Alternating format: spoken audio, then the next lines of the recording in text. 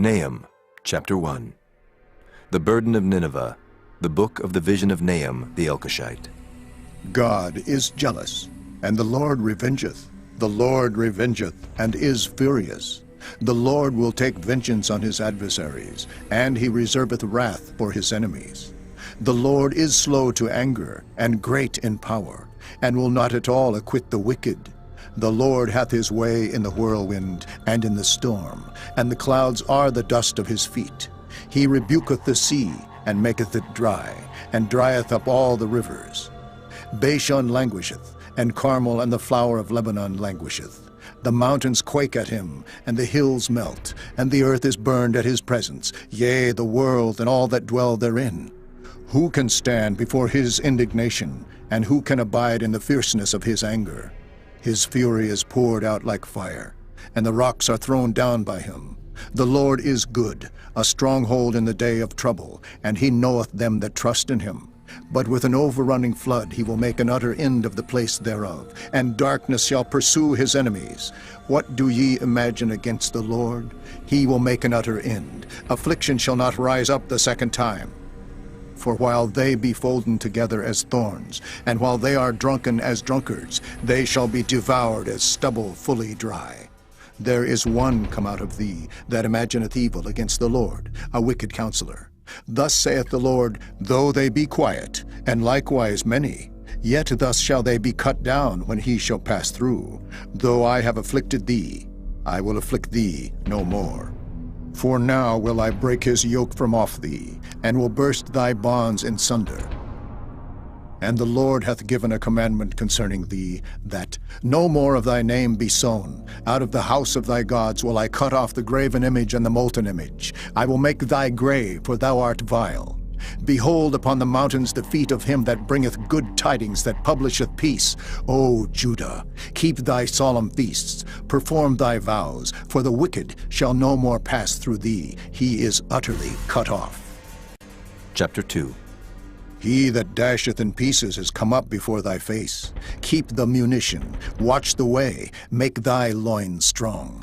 Fortify thy power mightily, for the Lord hath turned away the excellency of Jacob as the excellency of Israel. For the emptiers have emptied them out, and marred their vine branches. The shield of his mighty men is made red. The valiant men are in scarlet. The chariots shall be with flaming torches in the day of his preparation, and the fir tree shall be terribly shaken. The chariots shall rage in the streets. They shall justle one against another in the broad ways. They shall seem like torches. They shall run like the lightnings. He shall recount his worthies. They shall stumble in their walk. They shall make haste to the wall thereof, and the defense shall be prepared. The gates of the rivers shall be opened, and the palace shall be dissolved. And Huzzab shall be led away captive. She shall be brought up, and her maid shall lead her as with the voice of doves, tabering upon their breasts. But Nineveh is of old like a pool of water, yet they shall flee away. Stand, stand, shall they cry, but none shall look back. Take ye the spoil of silver, take the spoil of gold, for there is none end of the store, and glory out of all the pleasant furniture. She is empty, and void, and waste, and the heart melteth, and the knees smite together, and much pain is in all loins. And the faces of them all gather blackness. Where is the dwelling of the lions, and the feeding place of the young lions? Where the lion, even the old lion, walked, and the lion's whelp, and none made them afraid. The lion did tear in pieces enough for his whelps, and strangled for his lionesses, and filled his holes with prey, and his dens with ravin. Behold, I am against thee, saith the Lord of hosts, and I will burn her chariots in the smoke, and the sword shall devour thy young lions, and I will cut off thy prey from the earth, and the voice of thy messengers shall no more be heard. Chapter 3. Woe to the bloody city!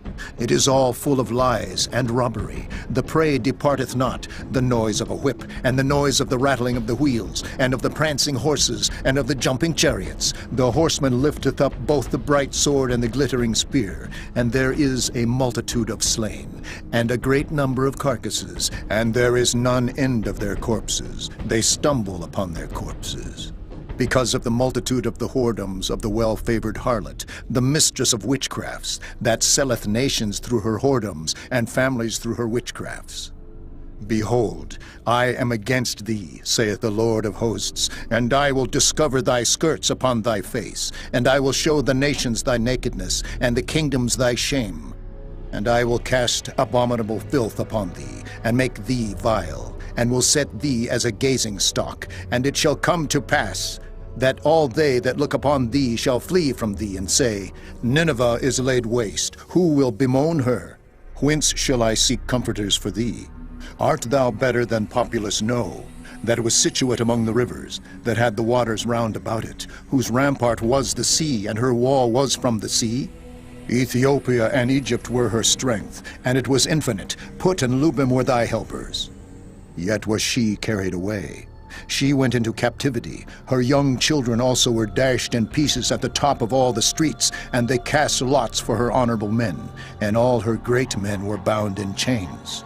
Thou also shalt be drunken, thou shalt be hid, thou also shalt seek strength because of the enemy. All thy strongholds shall be like fig trees, with the first striped figs. If they be shaken, they shall even fall into the mouth of the eater.